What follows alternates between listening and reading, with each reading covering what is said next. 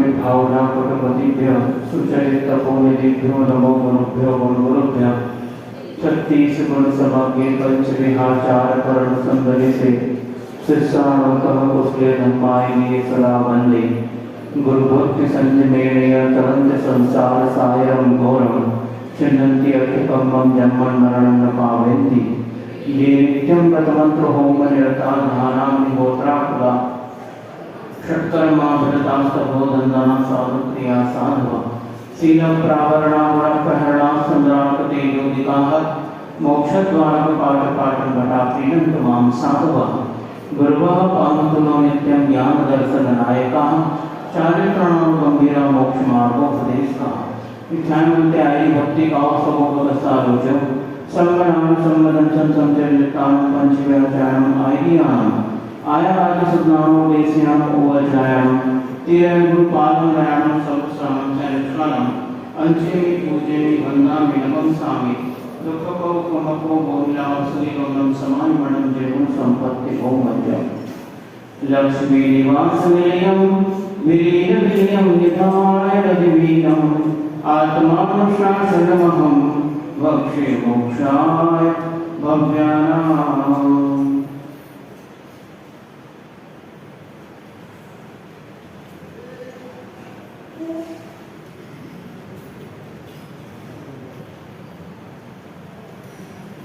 ऐसे संसारी प्राणी का व्याख्यान चल रहा है।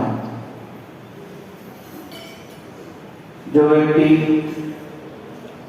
पंचेंद्रिय के विषयों में तो सुख मानता है, किंतु उन सुखों को देने वाला जो धर्म है उससे भयभीत होता है। उसे लगता है कि यह धर्म हमारे सुखों को नष्ट कर देगा। जो इंद्रिय सुख मैं भोग रहा हूं उससे यह धर्म नष्ट कर देगा, यह भय उसको सताता है। इसीलिए वो धर्म से विमुख हो जाता है, भयभीत हो जाता है। उसे संबोधन करने के लिए आचार्य गुणवंत स्वामी ने यहाँ वो कारिका लिखी जो कल नहीं परसों उसे हमने पढ़ा है। उसी का व्याख्यान चल रहा है कि त्याग के कारण व्यक्ति को कष्ट का अनुभव होता है, लेकिन जिन धर्मों में ऐसा कौन सा त्याग कराया जाता है जिससे आत्मा को कष्ट का अनुभव हो। यह शरीर एक सीमा तक कष्ट का अनुभव कर सकता है जब हम मन के गुलाम हो जाते हैं तब, लेकिन धर्म के माध्यम से कभी भी आत्मा को कष्ट नहीं होता है। कभी कभार अधर्म के माध्यम से शरीर को भी कष्ट होता है, जिसका व्याख्यान कल नहीं परसों आपने सुना कि व्यक्ति छोटे से छोटे नियम में भी अपने आप को असमर्थ महसूस करता है। उसे लगता है कि ये सब छूट जाएगा तो मेरा सारा सुख छूट जाएगा। तो रात्रि भोजन त्याग की और पानी छानने की बात की याद है? हाँ, भूल तो नहीं गए। इसलिए नहीं भूले महाराज जी, क्योंकि एक दिन तो असर रहता है और खाने को नहीं मिला तो रात में याद आती रही आपकी,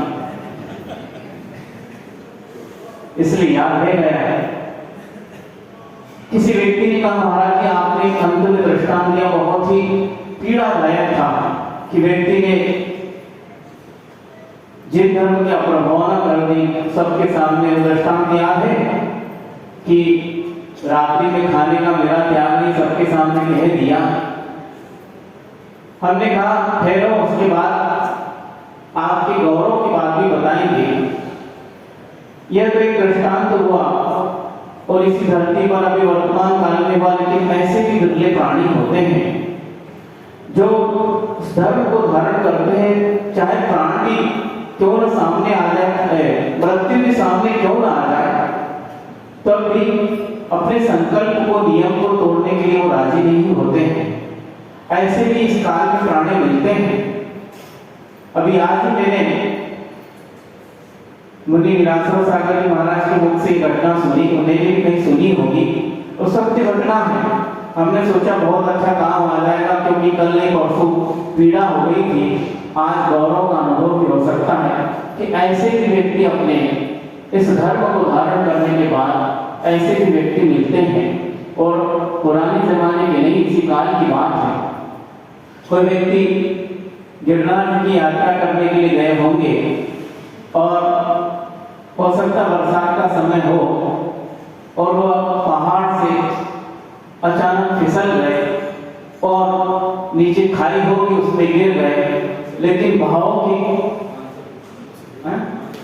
500 फीट नीचे गिरे, लेकिन बहाव की उत्कृष्टता, उस क्षेत्र का जो प्रभाव है और उस व्यक्ति के मन में भी इतनी विशुद्धि थी, भगवान की वंदना करना है, कितना भी बड़ा पहाड़ क्यों न हो, लेकिन भगवान की वंदना के जो भाव थे उसका पुण्य देखिए।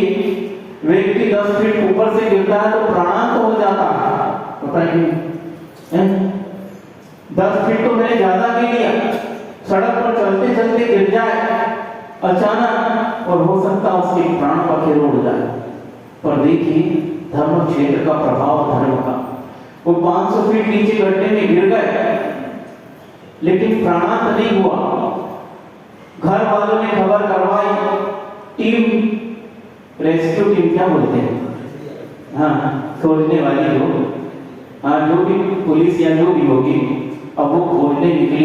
इतने गहरे गड्ढे में कैसे उतरे बरसात का समय, लेकिन फिर भी उनका एक कर्तव्य है, उन्होंने पूरे देश की रक्षा का संकल्प लिया है और वो अपने संकल्प पर अड़े रहते हैं, चाहे कितना भी कठिन कार्य क्यों न हो। और वह जो है उस गहराई में उतर गए।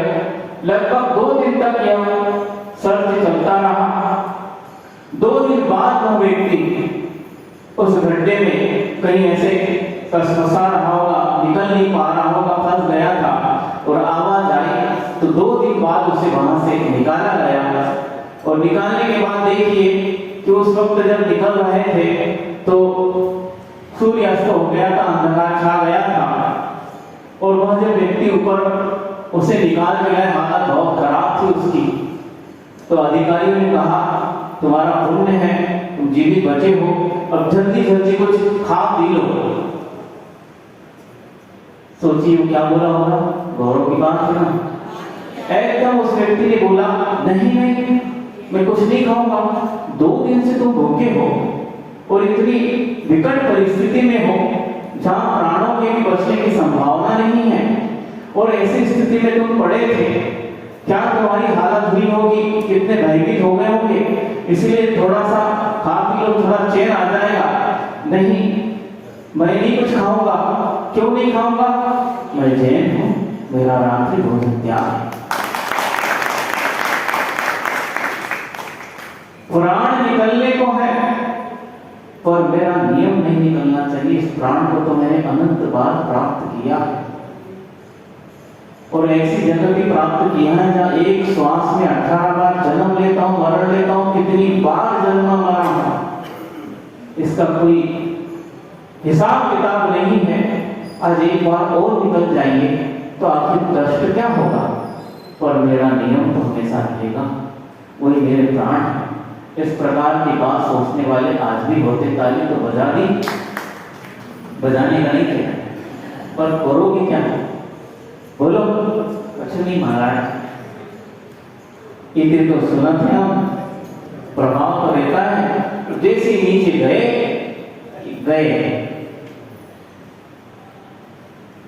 कोई लोग कहते महाराज जी आप मंदिर में ही साथ रहते हो और यहीं रह जाते हो, हम नीचे उतर जाते हैं, संसार के बीच चले जाते हैं, तो भैया हम भी तुम्हारे संग में चलेगा, कहो तो घर चल जाए, हम तुम्हारे साथ में रहते बंधुओं, थोड़ा अपने दिल के करीब आके तो देखो, अपनी आत्मा के करीब आके देखो, अपने धर्म के करीब आके देखो, ये पंच परमेष्टि सदा तुम्हारे साथ है। तुम चाहे मंदिर में आओ, चाहे घर चले जाओ, यदि तुम्हारे साथ धर्म है तो पांचों परमेष्टि तुम्हारे साथ चल रहे हैं, तो ये अकेलापन महसूस मत करना। पर लगता है ऐसा जब संसार में घुसते हैं तो संसार जैसे हो जाते हैं और मंदिर में आते हैं तो महाराज किसी भी बड़े जैसे हो जाते हैं, ऐसा लगता है। यही तो हमारी अज्ञानता है। तो इस प्रकार इस धर्म से कभी भयभीत मत हो। उस व्यक्ति ने धर्म से भयभीत नहीं हुआ, वो पाप से भयभीत था और पाप के ही कारण मेरे संसार की वृद्धि होने इसको श्रद्धान था, इसलिए मैं थोड़ा सा भी यदि कोई बात नहीं मैं खा लेता, थोड़ा सा महाराज जी के पास जाकर प्रायश्चित ले लेता। ऐसा आप लोग भी कई बार सोचते हैं और बताते महाराज जी एकदम बस प्राण निकलने को ही थे। अब आप बताइए अहिंसा में धर्म है ना, वो हमको समझाते हैं। आप भी कहते हैं अहिंसा में धर्म है, किसी के प्राणों के मतलब प्राण हरण नहीं करना चाहिए, और मैं अपने प्राणों को हरण करने लगूं, थोड़ा सा खा लिया तो अहिंसा धर्म की रक्षा हो गई ना। ऐसे कुतर्क वाले भी मिलते हैं, अहिंसा धर्म के लिए सारा धर्म चला गया, इसमें धर्म की रक्षा नहीं हुई। आपने जो भोजन किया वो अहिंसा का पालन नहीं, हिंसा कर दी है जो राख में खा गए, क्योंकि सबसे बड़ी हिंसा जो है वो आत्मा की हिंसा होती है। शरीर की हिंसा बहुत बात की बात है, आत्मा की हिंसा अर्थात अपनी आत्मा में जब राग द्वेष मोह विकार उत्पन्न हो जाए, समझ लेना तुम मर गए हो, तुमने अपनी हिंसा कर दी। क्या खोल में कान खोल के समझे, दुकान खोल के समझे, कान खोल के समझे ना। जिस वक्त तुम्हारे मन में राग द्वेष उत्पन्न हो गए, मोह उत्पन्न हो गए, शरीर के प्रति राग उत्पन्न हो गया और जो नियम प्रति है उसके प्रति शिष्टाचार उत्पन्न हो गया, उसी वक्त तुम्हारी आत्मा की मृत्यु हो गई और आत्मा के प्राणों का हरण ही सही अहिंसा मानी जाती है। बंधुओं क्या समझे, राग द्वेष और विकार आना ही सबसे बड़ी हिंसा है और वो तुमने कर ली, ये कुतर्क नहीं चलेगा। ऐसे धर्म बिल्कुल वैज्ञानिक दृष्टिकोण से एकदम जमाया, और कहीं भी तुम्हारे तर्क कुतर्क नहीं चल सकते। इसलिए आचार्य परमेष्ठी ने कहा है कि भैया घटना में क्या आपको अच्छा लगा कि नहीं आया, गौरव अनुभव हुआ कि नहीं? कल तो लग रहा था महाराज जी ऐसे लोग होते हैं, ऐसे भी होते हैं जो हमारे धर्म के गौरव के लिए और उन धर्म के लिए, अपने स्वयं के आत्मा के गौरव के लिए, अपनी आत्मा के प्राणों की रक्षा के लिए उस प्रकार के नियमों को और संकल्प को पालन करते हैं। चाहे शरीर चला जाए पर आत्मा को मरने नहीं दूंगा, यह अनंत काल से मरती आ रही है राग और द्वेष के कारण। तो इस प्रकार यह आगे और धीरे धीरे चलते हैं कि रात्रि भोजन में भी कष्ट होता है, पानी छान पीने में भी कष्ट होता है।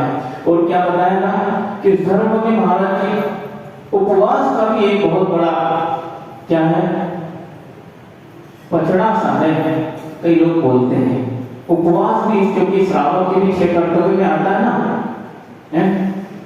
उपवास का भी आता है श्रावण। हाँ, दान पूजा शिव उपवास हो,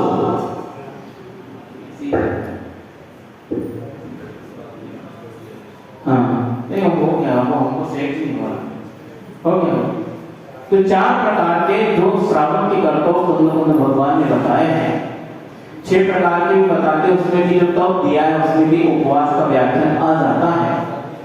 तो इस प्रकार श्रावकों के लिए भी उपवास का व्याख्यान आता महाराज जी, कितना कष्टकर है। 24 घंटे भूख लगी रहती है और हम फिर भी 2 बार 3 बार खाते हैं, उसमें उपवास का ये झंझट क्यों? कोई बात नहीं, धीरे धीरे समझेंगे अपन कि आपने उदाहरण के माध्यम से समझते हैं।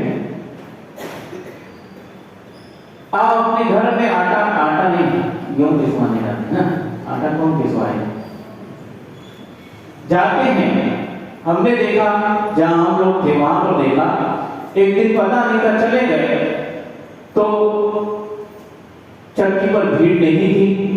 हमने सोचा बहुत अच्छे समय आए हैं, क्योंकि वैसे ही तो बहुत भीड़ लगी रहती है और बहुत देर खड़ा रहना पड़ता। आज तो में था कि जल्दी आ गए और गए उसकी दुकान पर, भैया ये गेहूं को बेचना है, आज तो नहीं हो पाएगा। क्यों नहीं हो पाएगा? कोई है तो नहीं, कोई ग्राहक तो नहीं खड़ा है और तुम भी फालतू बैठे हो, आज क्यों नहीं हो पाएगा? बोलता क्या है सुनिए, आज मेरी चक्की का उपवास है। तो आज मेरी चक्की का उपवास, चक्की उपवास करती क्या? हाँ, करती नहीं, कराना पड़ता है। यदि नहीं कराएं तो आवाज करने लगती है और दरदरा पीसने लगती है। तुम्हारे गेहूं बारीक नहीं पीस पाएंगे, तुम गेहूं पिसाने आए हो आटे के लिए तो दलिया लेके चले जाओगे, पीस नहीं पाएंगे। क्यों नहीं पीस पाएंगे? आखिर वजह क्या है? वजह यह है कि हफ्ते भर में एक दिन इसे हम खाली छोड़ते हैं और उसके अंदर की साफ सफाई करते हैं ताकि यह पुनः 6 दिन अच्छे से काम कर सके। एक दिन उसकी छुट्टी रखना पड़ती है, 24 घंटे इसको चलाना पड़ता है जहाँ चलती होगी 24 घंटे, लेकिन उस वक्त 6 दिन इसको काम में लेते हैं और एक दिन उसका उपवास करते, अर्थात उसे खोलकर उसकी साफ सफाई और जो उसके टाके हैं, जो उसके पांटों के बीच में जो टाके हैं जो कम हो गए हैं, उनकी धार उसे पुनः हम बनाते हैं ताकि पुनः 6 दिन अच्छे से चल सके। उदाहरण समझ में आया? आपका शरीर क्या है? बोलो। चक्की। क्या पिसता है उसमें? गेहूं तो वहां पिसते हैं, या आटा पिसता है? पिसता है। रोटी जो आटे की तो खाते हो, अब वो जाकर उसकी पिसाई होती है, तब रस बनता है। आप भी यदि मान लो 24 घंटे नहीं भी खाते हो, पर प्रतिदिन खाते चले जाओगे, यह चक्की भी बोलो खराब होगी कि नहीं? काम करना बंद करेगी कि नहीं? जब उस चक्की की मशीन से चलती ये हालत हो सकती है, तो आपकी यह चेतन प्राणों से चलने वाली चक्की कैसे खराब नहीं होगी? होगी। और इसी का परिणाम है कि कई प्रकार के रोग उत्पन्न हो जाते हैं। भोजन तो किया लेकिन अपच हो जाता है, या गैस बनने लगती है, या बहुत सारी बीमारियां आ जाती है। तब डॉक्टर भी इस प्रकार के क्या सलाह देता है कि भैया लिखवाते हो तो तुम जैन हो और तुम्हारे धर्मों में ये लिखा गया है, और बहुत से धर्मों में, सब धर्मों में लिखा गया है, अलग अलग उसकी व्याख्या भरी होती हो। सभी धर्म इस बात को स्वीकार करते हैं। इस शरीर को हफ्ते में, पक्ष में अथवा महीने में कभी न कभी इसको रेस्ट देना आवश्यक है। हर धर्म स्वीकार करता है।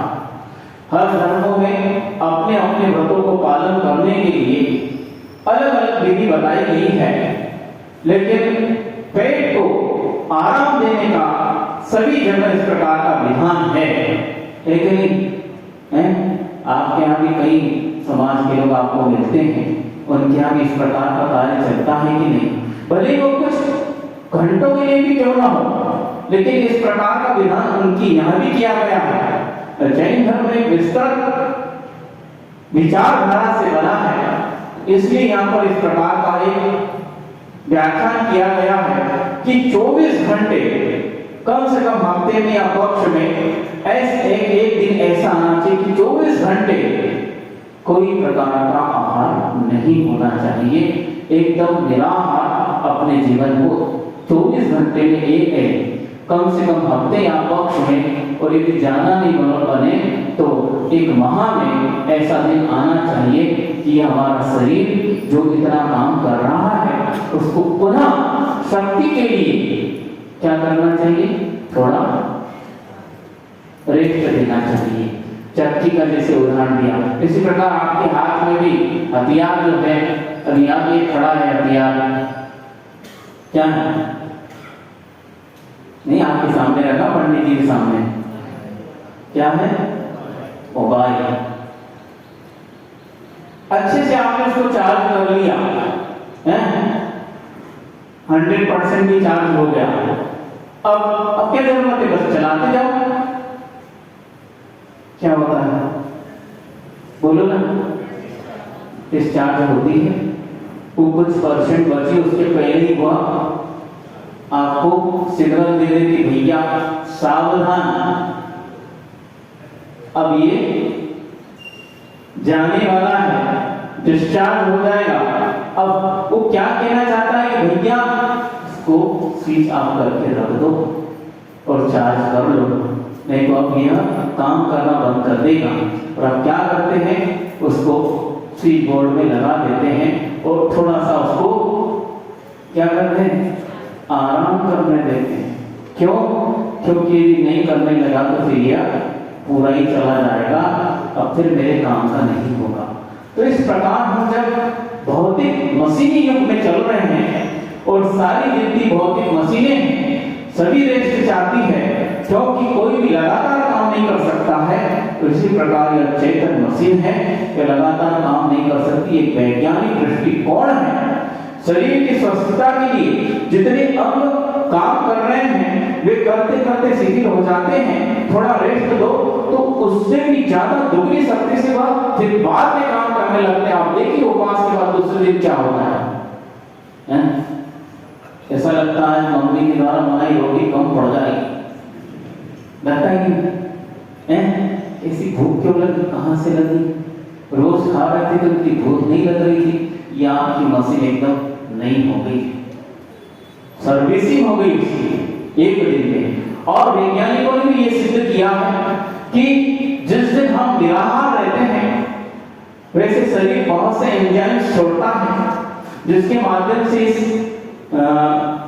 आहार का पाचन होता है, और वो आहार जो किया गया है वो धीरे धीरे रस बनकर अंत में शक्ति बनता है। इस प्रकार का वैज्ञानिकों ने सिद्ध किया है। और जैन धर्म में भी आता है 7 प्रकार की धातुएं खाए गए अन्न से बनती है और अंत में शक्ति के रूप में परिणत होती है।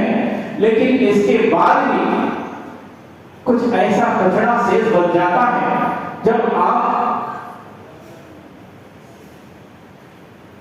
सोयाबीन का तेल ज्यादा चलता है ना, पहले हम लोग जानते मूंगफली तेल बहुत चलता था, बात सुनते हैं मूंगफली मिलती ही महाराज, तेल मिलता नहीं सोयाबीन का। कोई भी तेल निकालो, हमें तो केवल उदाहरण देना है कि आप उसको पिलवाने गए और कोई भी हो, मान लो तिल हो या सोयाबीन हो या मूंगफली हो, और उसका अच्छे से जो बेलकर तेल निकाल लिया है चक्की के माध्यम से, वो तेल तो निकल गया, बचता क्या है बोलो? खली, क्या बोलते हैं? खली। आप खाते हो? क्यों नहीं? वो है क्या? कचरा, वेस्टेज, लेकिन बचा जरूर है। उसको आप मरीज जानवर को खिला देते, उससे पौष्टिक दूध इत्यादि की प्राप्ति होती है। मटेरियल तो है, लेकिन पशु के खाने योग्य, आपके खाने के योग्य नहीं। उसी प्रकार जो आपने अन्न खाया है उसका रस और शक्ति बन गई है, लेकिन फिर भी वेस्टेज उसमें रह गया है। अब उस वेस्टेज को निकालने के लिए कोई साधन नहीं देता, वो जमता चला जाता है। तो वैज्ञानिकों ने सिद्ध किया, मान लो आप हफ्ते में या पक्ष में एक दिन निराहार रहते हैं, उस वक्त शरीर इतने उत्कृष्ट प्रकार के एंजाइमों को छोड़ता है कि जो आपके शरीर में अवशिष्ट गंदगी बच गई उसको वो सारा का सारा बचाकर आपके शरीर को निरोग और स्वस्थ कर देता है।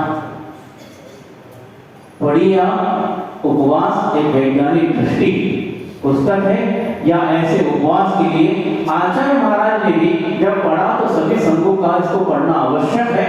इसको पढ़िए कि उपवास भोजन करने से भी ज्यादा अमृत को देने वाला है। और हम कहते क्या है, बड़ा कष्ट है महाराज जी, ये धर्म बड़ा कष्टवान है, खाने के लिए मना करता है, खाने के लिए नहीं। वो ये कह रहा कि तुम खाने योग्य बने रहो, इसलिए उपवास करने के लिए कहता है। क्या कह रहा? खाने के लिए मना नहीं कर रहा है। कौन कह रहा कि 24 घंटे आप जीवन भर उपवास करो, लेकिन आप खाने के लिए साबुत बचे रहो, इसके लिए उपवास करो, ये धर्म कहता है। साबुत नहीं बचोगे, हाँ, फिर खा नहीं पाओगे, और कितनी सारी चीजें छुड़वा देंगे डॉक्टर साहब, वो छुड़वा दे तो वो भगवान से बड़े हैं, उनने किया तो फिर पत्थर की लगी, फिर तो हो नहीं सकता। महाराज जी तो आए हैं, उनको कहना ही है, कहते रहते तुम्हारा भगवान की बात नहीं मानोगे, गुरु की बात नहीं मानोगे, वो क्या है कहावत है ना, आप नहीं मानोगे हैं? पर कहते अच्छी है, जो न माने बड़ों की सीख, तुम बोलो, नहीं तो हमको कहोगे। खपरिया मतलब कोई ऐसा टूटा फूटा कटोरा लेकर मांगे भीख, अर्थात उसके जीवन में कुछ नहीं घुसता है। बड़े काम तो उम्र से नहीं मात्र, लेकिन जो व्यक्ति ज्ञान व्रत, तपोव्रत, वयोव्रत है, ऐसे अनुभव व्यक्ति जो कहते हैं वो हमारे हित की बात कहते हैं। इस प्रकार आचार्यों ने जो कुछ भी कहा है हमारे जीवन के हित के लिए कहा है, चाहे भौतिक हित हो, चाहे आध्यात्मिक हित हो, चाहे शास्त्र सुख का हित हो, सारे हित हमारे इस धर्म में निहित है, बस हमें इसको अपनाना है। आप किसी भी हित को ले लो, अधर्म में कभी भी हित नहीं हुआ है। आपका भौतिक हित भी अधर्म से नहीं होता। भौतिक हित अर्थात जो पंचेंद्रिय के भोग हैं, जो सामग्री आपको वैभव संपन्नता मिल रही है, वे सारे धर्म के माध्यम से मिलती है, पक्का है। इसलिए सब कुछ आपका हित धर्म के माध्यम से होने वाला है, आचार्य परमेष्टि सिद्ध कह रहे हैं। तो इस प्रकार उपवास भी अपने जीवन के लिए अमृत है। एक दिन इस प्रकार का आपके जीवन में आना चाहिए ताकि इससे आपका जीवन सुचारू चल सके। आचार्य आगे कहते हैं कि उपवास नहीं बनता है तो कोई बात नहीं, पुनोदर के माध्यम से भी, एकासन इत्यादि आप कहते ना, उसके माध्यम से भी आप इस चीज का पालन कर सकते हो। और यदि नहीं बने तो और आगे आचार्य ने बहुत अच्छी व्यवस्था दी कि रस परित्याग के माध्यम से भी रस समझते हैं, अनार का रस, आम का रस नहीं, काई रस नहीं ना, ठीक। 6 प्रकार के जो रस आते हैं, आप कहते हैं ना रसी से भोजन करते हैं, तो इस प्रकार की जो मीठा है, नमक है, तेल है, घी है, दूध है, दही है ना, ये हो गया 6 प्रकार के रस। इसके माध्यम से, और इसमें तो आप प्रतिदिन कर सकते हैं। एक दिन में एक ही रस तो है, कौन सा पहाड़ टूट पड़ा है?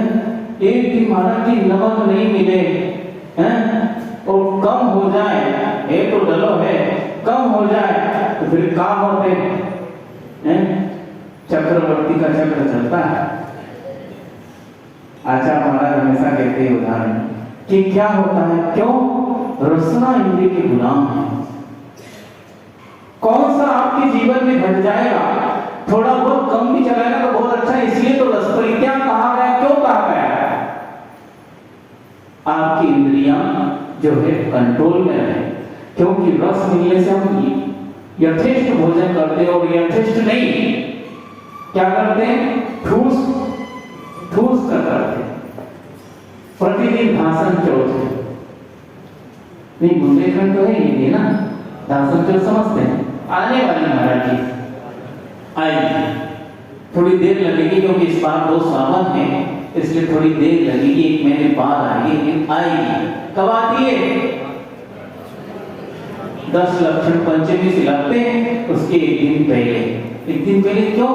अब 10 दिन जो है मिलेगा नहीं, सही में नहीं मिलता। हम लोग भी जहाँ थे उस वक्त धर्म जब बचपन में इतना समझ में नहीं आता था, लेकिन घर के बड़े बूढ़े सदस्य वो धर्म का अच्छे से पालन करते थे। 10 दिन हमने देखा, जब तक हम घर से नहीं निकले तब तक की परंपरा देखी, 10 दिन हरी मिलती ही नहीं थी।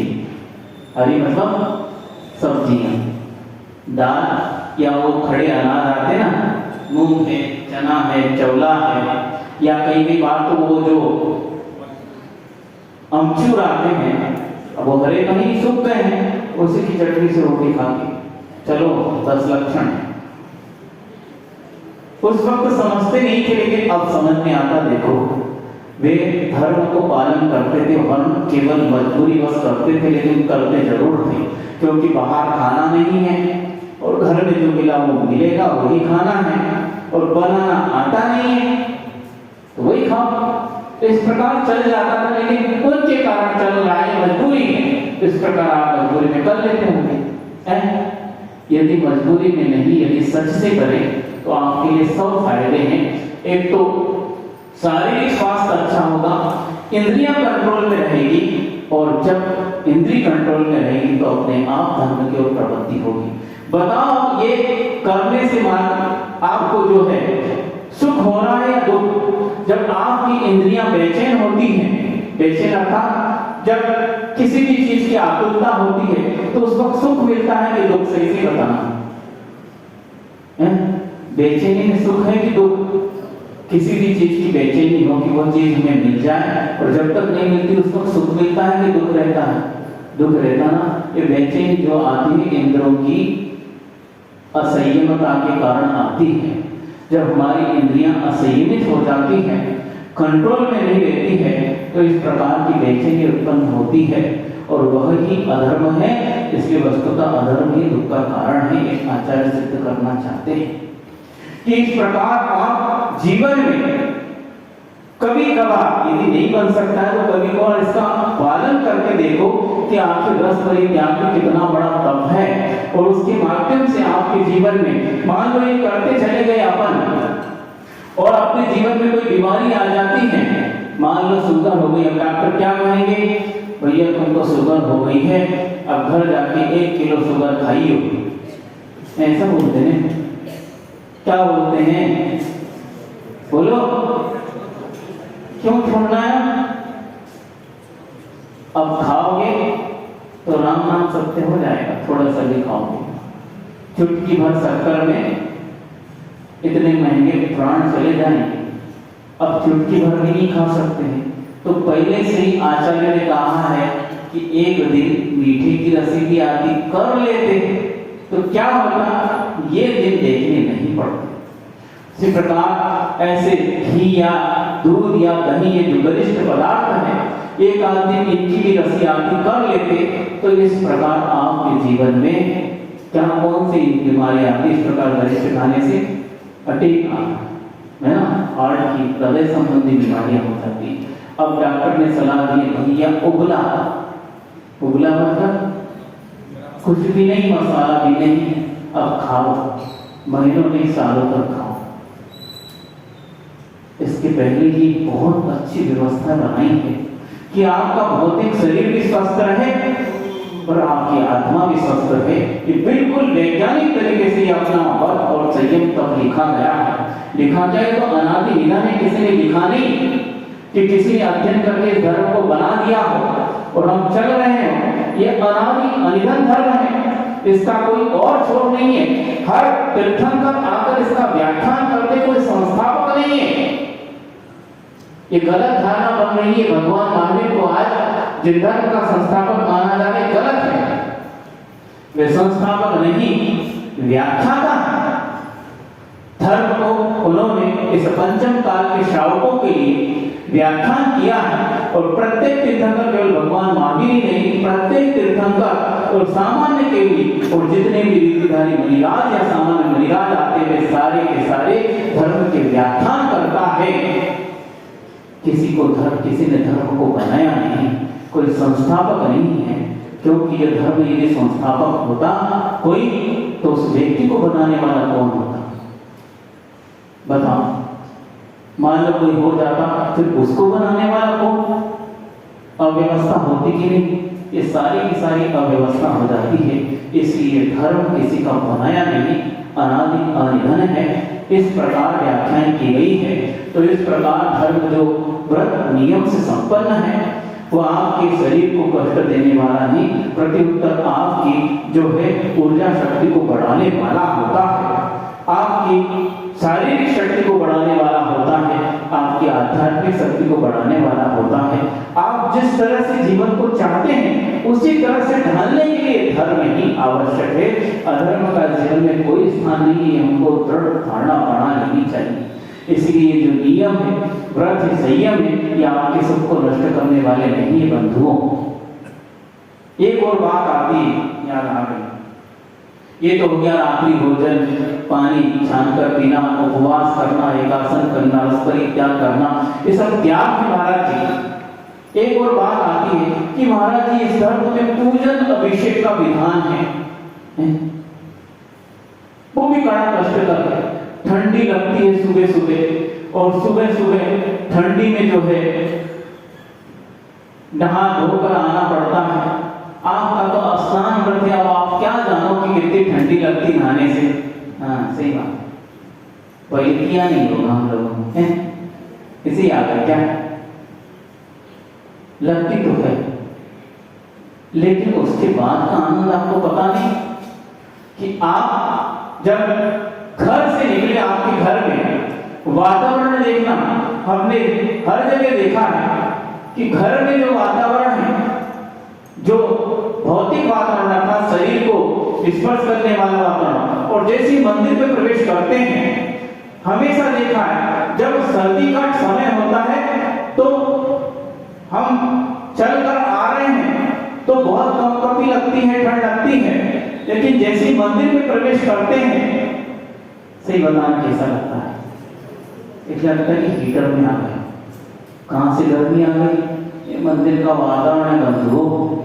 और जैसे ही बहुत तपन से आ रहे हैं, तेज धूप लग रही, गर्मी का समय है, ज्येष्ठ माह का, और जैसे ही हम मंदिर में प्रवेश करते हैं, लगता है एसी में आ गए, शीतलता ही शीतलता, मंदिर का वातावरण ऐसा रहता है। वहां पर उस विशुद्धि का और जो व्यक्तित्व तो बैठा है, जिसमें आपने पंच कल्याण के माध्यम से गुणों का आरोपण किया है, वह व्यक्तित्व उस मंदिर में बैठा है, उसका अतिशय ही ऐसा होता है कि हम वहां जाकर इस सर्दी और गर्मी भूल जाते। साक्षात जब समोसरण में जाते हैं, ये सारे के सारे कष्ट समोसरण की रेंज में आने पर ही सुनते हैं। 100 योजन की रेंज होती है ना, समोसरण लगता है 100 योजन, हो सकता है समोसरण की जो योजन बढ़ते हैं उसके साथ वो भी बढ़ता हो कि उतने योजन तक सुभिक्ष हो जाता है। 100 योजन तक, हाँ, सुभिक्ष अर्थात 6 ऋतुओं के फल फलेंगे, न गर्मी लगेगी, न सर्दी लगेगी, न अति वर्षा लगेगी। आपको एकदम सुहावना वातावरण लगेगा, मंद मंद सुगंधित पवन जैसी लगेगी, आपको सुखकर लगेगा उसकी रेंज में आने से। और जब समोसरण में प्रवेश करते तब तो कहना ही क्या। उसी प्रकार यही समोसरण में जैसे भगवान साक्षात हैं, उन्हीं की प्रतिकृति को हमने पंच कल्याण में गुणों का आरोपण करके इस मंदिर में बिठाया। उस व्यक्ति का अतिशय भी वैसा ही होता है कि आने के बाद सर्दी और गर्मी छुमंतर हो जाती है। जरा आंखें तो देखो। और पूजन और इस प्रकार के बारे में भी कहते हैं, बहुत अच्छा उदाहरण याद आ गया। पूज्य बड़े महाराज जी के मुख से आप श्रावकाचार्य दत्तगण श्रावकाचार्य का व्याख्यान सुन रहे हैं। उसी श्रावकाचार्य में आचार्य समंत भद्र स्वामी ने बहुत अच्छी बात कही है। हालांकि हर बात अच्छी कही, वो कोई गलत बात नहीं कहते हैं, लेकिन कहने का ये अर्थ है कि आपको थोड़ा सा ध्यान आकृष्ट हो जाए कि पूजन और विधान इत्यादि के माध्यम से बहुत देर लगती। महाराज की प्रतिदिन वही क्या करना, बोरियत सी लगती है, कष्ट होता है। लेकिन सोचिए पूजन के लिए उन्होंने क्या कहा है कि पूजन हमारे जीवन में क्या करती है, और उदाहरण भी दिया। आपके जैसा वो मेंढक भी बहाना बनाने लगता। मेंढक का उदाहरण याद है कि नहीं? मेंढक का उदाहरण दिया है, तो किसी श्रेष्ठी का उदाहरण नहीं किया हमने। चक्रवर्ती भी जो है, भरत चक्रवर्ती जैसा वो आदिनाथ भगवान का और पंच परमेष्टि का इतना भक्त था और पूजन विधान करता था और बड़ी शान और शौकत से करता था। और आपको चावल चढ़ाएंगे, वो स्वर्ण और हीरे जवाहरात चढ़ाकर पूजन करता था। लेकिन समंत भद्र स्वामी ने उसका नाम नहीं लिखा है। बुरा तो लगा होगा उसको, लगे 10 बार लगे। अपमान नहीं कर रहे हैं आपका, पर आपने वैसा कार्य नहीं किया तो किसने कर दिया? बोलो मनुष्यों, बड़ी चोट लगनी चाहिए। ऐसा दिव्यांश, वो भी इतना क्षुद्र प्राणी। आप देखिए जब बरसात होती तो चने से भी छोटे छोटे मेंढक हो जाते हैं। उसका व्यक्तित्व तो आपको लगता है बेचारा क्षुद्र है, क्षुद्र नहीं, हमारा बप्पा है वो कि काम देखो उसका। उसने पूजन की ही नहीं। पूजन कर लेता तो अलग बात थी, वो तो केवल पूजन के भाव बनाए उसने। और एक कमल की पाखुड़ी, कमल मिली उसके पत्ता कितना मुख में आया होगा उसके, उतना तोड़कर चल रहा है। बस भगवान की पूजन करनी और कुछ भी उसको समझ में नहीं आ रहा। उसकी गति प्रति समय बढ़ती चली जा रही समोसरण की ओर। भगवान महावीर उसे दिख रहे हैं, उसने देखा नहीं भगवान महावीर को, लेकिन अपने हृदय में उसने उन भगवान की विराट छवि कैसी बसाई होगी, और थोड़ा चला जा रहा है लेकिन पहुंच नहीं पाया, लेकिन जहां पहुंचना था वहां पहुंच गया। कहां पहुंच गया? स्वर्ग। तुरंत दान, आप बोलते हैं ना क्या, तुरंत दान वहां कर गया, वहां तो नहीं करेंगे, पर देखो तुरंत पूजा का फल मिला। तुरंत ही उसी भाव में, उसी क्षण उसने पूजा का भाव किया, और बस अंतर मोड़ नहीं लगे, उसका फल देखिए, महान वृद्धि को धारण करने वाला देव हो गया। ये पूजन के बस भाव थे, करने की बात नहीं है। करने के लिए आचार्य परमेश्वरी कहते हैं कि वह पूजन आपके जीवन में क्या रिद्धि सिद्धि लाती है, आपके जीवन में वो क्या उपयोगी होती है। बहुत अच्छी गाथा है, देवादिदेव चरणे परिचरण सर्व दुख निर्हरण कामदुहि कामदाहिनी। देखिए बहुत अच्छे विशेषण दिए, बहुत मार्केटिंग विशेषण है इसकी, आप सुनिएगा। कामदुहि कामदाहिनी परिचुनियादा कृतो नित्यम। जिनेन्द्र भगवान देवादिदेव चरणे परिचरणम, देवादिदेव अरहंत देव के चरणों की परिचरण अर्थात पूजा, आराधना, स्तुति क्या करती है? सर्व दुख निर्हरण, समस्त दुखों का नाश करने वाली है। किसी भी प्रकार के दुख हो, मानसिक, वाचनिक, कायिक, किसी प्रकार के दुख हो, वो समस्त दुखों को नाश करने वाली एकमात्र देवादिदेव चरणे परिचरण, जिनेन्द्र भगवान के चरणों की स्तुति, पूजा, वंदना, ये समस्त दुखों का हरण करने वाली है। उसके बाद के विशेषण तो विरुद्ध विशेषण आचार्य महाराज ने दिए, और क्यों दिए हैं? बहुत अच्छे। कामदुहि कामदायिनी, कामदुहि अर्थात काम विकार को नष्ट करने वाली, इंद्रिय भोगों को नष्ट करने वाली, इसका अर्थ यही है।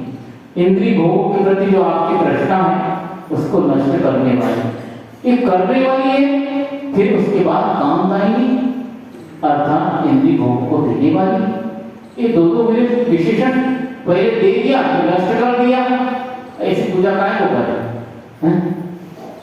ऐसा नहीं, जो दे दिया है, बहुत ध्यान से सुनना, भगवान की पूजा के माध्यम से जो पुण्य संचय हुआ और साथ ही से पुण्य संचय हुआ, उसके माध्यम से एवन क्वालिटी के पंचेंद्रिय के भोग के विषय मिल गए, आपको मिल गए, इसका अर्थ कामदायी। अब विशेषण देखिए, कामदुहि, आपको विषय मिल गए, लेकिन इस विषय में आप गाफिल न हो जाओ, इस विषयों के प्रति अत्यंत तृष्णा न बढ़ जाए, आप मोह में अत्यंत आसक्त न हो जाओ, तो भगवान की पूजन तो कामदायिनी अर्थात आपके जीवन से उस तृष्णा को भी नष्ट कर देगी। इंद्रिय भोग तो देगी, लेकिन इंद्रिय भोगों के प्रति जो तृष्णा है, जो मोह है, उस मोह और तृष्णा को नाश कर देगी। आप सुख भोगोगे भी, लेकिन लिप्त होकर नहीं भोगोगे। जैसे जलते भिन्न क्या है? कमल। जैसे कमल पत्र के ऊपर आप बूंद डालो, वो बूंद कभी पत्ते में लिप्त नहीं होगी, वो बिल्कुल ऊपर रखी रहेगी, और जैसे पत्ता झटका वो बूंद अपने आप दूर झिटक जाएगी। उसी प्रकार संसार में रहकर पानी भले पत्ते पर रहेगा, लेकिन पत्ते पे चिपक कर नहीं रहेगा, पत्ते में घुस कर नहीं रहेगा, पत्ते पर ऐसा रहेगा कि जब चाहो झटक दो, दूर हो जाएंगे। तो ये भगवान की पूजा का यह अतिशय है, चमत्कार है कि वह भोग तो मिलेंगे, लेकिन भोगों के प्रति आसक्ति नहीं होगी। हमारा मन यही सोचता रहेगा कि यह सब धर्म की देन है और धर्म का प्रताप है, यदि मैं धर्म छोड़ दूंगा तो ये सब नष्ट हो जाएगा। ये तो मिलते हैं, घास फूस है, इसको केवल उपभोग करो और छोड़ते चले जाओ। इसलिए काम को देने वाले भी और काम को नष्ट करने वाले भी पूजा है। इस प्रकार का देखिए कितना तार्किक व्यक्तित्व है समंत रुद्र स्वामी का, कि उन्होंने इस प्रकार का यह विशेषण रखा कि इंद्रिय भोग तो मिलेंगे, क्योंकि ऐसा पुण्य संचय तो होगा, और मात्र पुण्य संचय नहीं, उत्तरोत्तर असंख्यात गुणी कर्मों की निर्जरा भी होती है। जब व्यक्ति सम्यक दर्शन की क्रियाओं में संलग्न होता है तो ये पूजा, दान, उपवास, सील का पालन, ये सम्यक दर्शन की क्रियाएं हैं, और इसके माध्यम से वह असंख्यात गुणी निर्जरा भी करता है, और जिस क्वालिटी की निर्जरा करता हो उसी क्वालिटी का उससे भी बढ़कर पुण्य बंध भी होता है। और पुण्य बंध होने के बाद जब उदय में आता है तो कहीं आप उस पुण्य बंध को, पुण्य उदय में गाफिल न हो जाओ। उस गाफिलता को हटाने के लिए भगवान आपके आसपास रहते हैं। इस धर्म को हमेशा याद रखना बेटा, गाफिल मत न होना। जैसे जलते भिन्न कमल वैसे अपने जीवन की चर्या रखना, तो निश्चित रूप से तुम्हारा कल्याण हो जाएगा। तो इस प्रकार पूजन विधान हमें इस प्रकार का पुण्य और इस प्रकार की हमें शक्ति देने वाले हैं, हमारे विचारों को इतना शुद्ध बनाने वाले हैं। जब हम भगवान की सन्निधि में आते हैं तब अपने भावों को तोड़ लेना, और जब हम भगवान को छोड़कर वापस घर की ओर जाते और घर में जाते हैं तब के भाव को तोड़ लेना, अपने आप समझ में आ जाएगा वस्तुतः सुख किसमें है और दुख किसमें है, किसके चरणों में आकर सुख मिल रहा है और किनके चरणों में जाकर हमें दुख मिल रहा है, ये अपने आप समझ में हो जाएगा। आपका समय हो गया है। अहिंसा परमो धर्म की बोधि समाधि परिणाम शुद्धि स्वात्मो पलकनी शिव शोक सिद्धि चिंता में